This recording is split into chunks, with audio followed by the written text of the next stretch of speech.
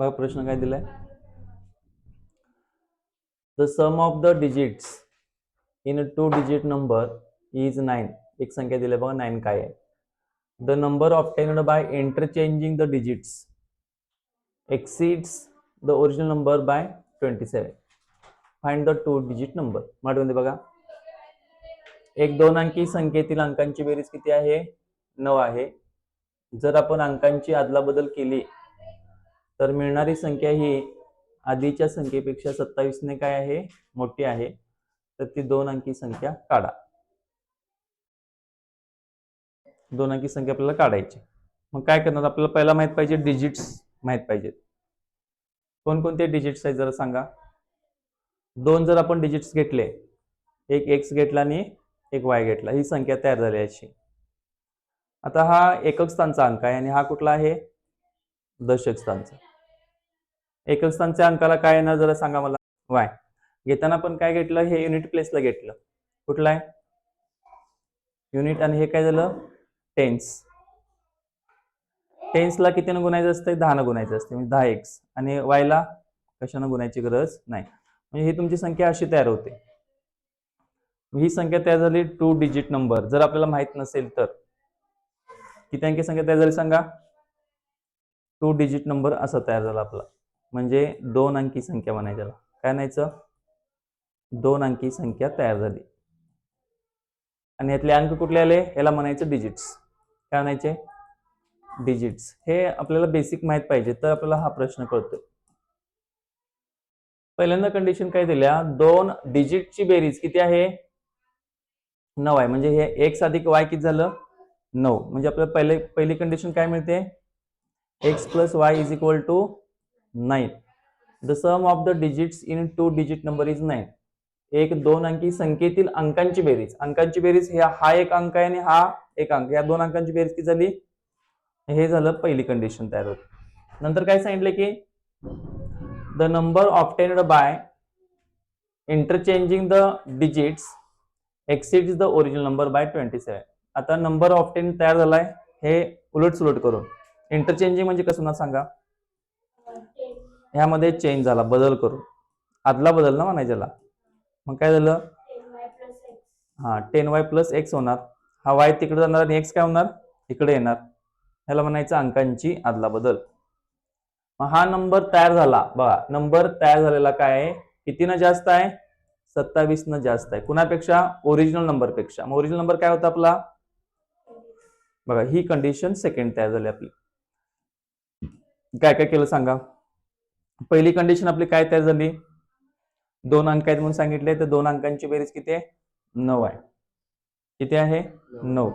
आणि आपली जी संख्या तयार होते कशी होत्या? बघा, अशी होत्या, 10x अधिक y. ही ओरिजिनल संख्या.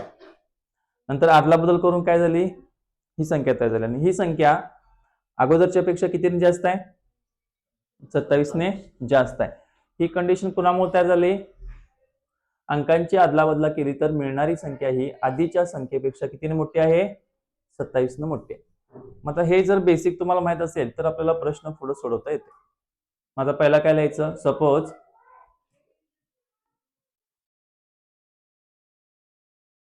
युनिट्स प्लेस डिजिट काय म्हणायचं?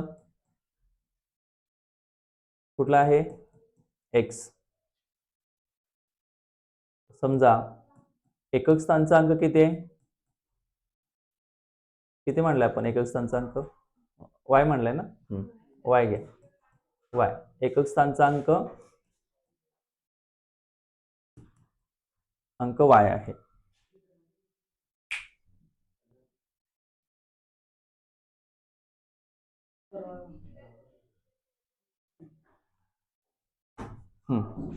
धरलं घे. एकक स्थानचा अंक किती आहे? किती म्हणला आपण? वाय म्हणला. अँड कुठला सांगा? टेन्स प्लेस डिजिट, म्हणजे दशक स्थानचा अंक आपण काय म्हणलाय? एक्स आहे तो. काय? आणि दशक स्थानचा अंक हे मेन आपल्याला माहित पाहिजे. एकक स्थानचा अंक, दशक स्थानचा अंक. 10 न कुणाला गुणायला लागतंय? दशक स्थानचा अंक. झालं. आता यामध्ये 2 डिजिट नंबर काय तयार झाला आता 2 डिजिट नंबर 2 डिजिट नंबर 2 अंकी जी संख्या तयार होते ती काय तयार होते बघा x अगोदर असतोय म्हणजे हा दशक स्थानचा आहे म्हणून 10 न गुणायचं असतंय आणि y आहे तसं घ्यायचं आपली ही संख्या तयार झाली 2 अंकी संख्या 2 अंकी संख्या 2 अंकी संख्या काय तयार झाली 2 अंकी संख्या सांगा 10x अधिक y तयार झाली इंटरचेंजिंग डिजिट्स आता इंटरचेंजिंग करून काय तयार झाली डिजिट्स अंकांची अदलाबदल करून काय तयार झालं बघा अंकांची अदलाबदल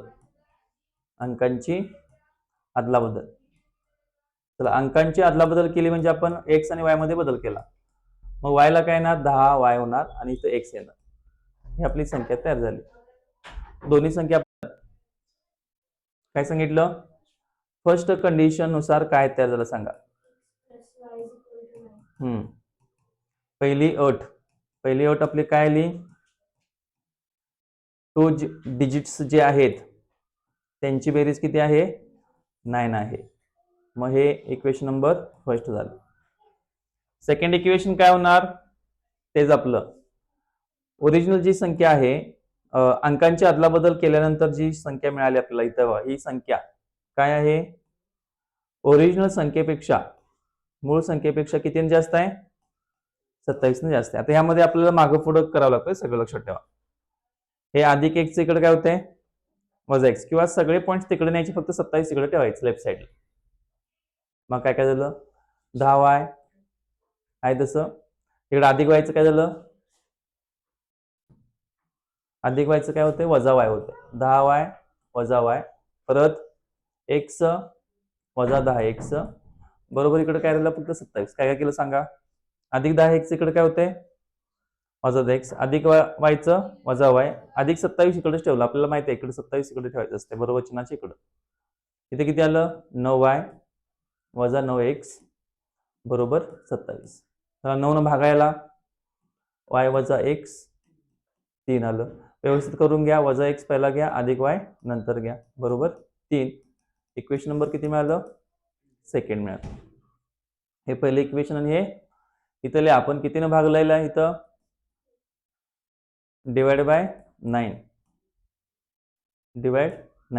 9 ने भागलं आपण इथं 9 ने भागून वरच्या पदाला वरचे जे इक्वेशन आहे त्याला 9 न भागलं 9 न भागलं याला 9 याला भागलं 9 त्रिक 27 आणि वजा x अगोदर घेतला अधिक y नंतर घेतलेला आहे इक्वेशन आणि 1 2 मध्ये बघा इथं अधिक x आहे इथं वजा x काय करूया ऍडिशन ऑफ 1 and 2 1 आणि 2 ची काय केली आपण ऍडिशन ऑफ 1 and 2 1 व 2 ची बेरीज 1 व 2 ची काय केली बेरीज करावली आपण मग यामध्ये 1 कुठं आहे बघा आपलं इथं आहे x अधिक y बरोबर 9 आहे त्याच्या खाली काय ठेवायचं वजा x अधिक y बरोबर 3 ठेवायचं पुढे काय होणार हे x ला हे x कट झालं y y किती झाले 2y 9 आणि 3 झाले 12 गुणाकारच काय होणार बेसक 12 भाग लागला इकडं हे गुणाकार आहे इकडे भाग करते बेसक y बरोबर 6 आले आता y बरोबर 6 कुठे ठेवायचे put x y is equal to 6 in equation first समीकरण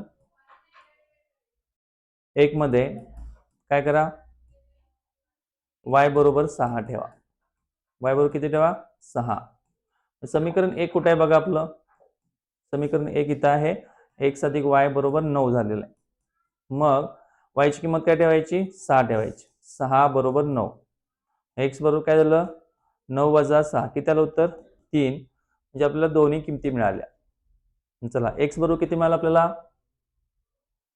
x बरोबर किती मिळाले आपल्याला जरा सांगा x बरोबर 3 मिळालं आणि y बरोबर किती आहे 6 आपला नंबर काय तयार होते जरा सांगा नंबर काय आहे ओरिजिनल नंबर काय आहे आपले संख्या काय आहे नंबर काय आपला 10x प्लस y मग 10x प्लस y असेल तर x ची किंमत किती आपली 9 आहे नाही नाही, किती आहे? 3 आहे ना.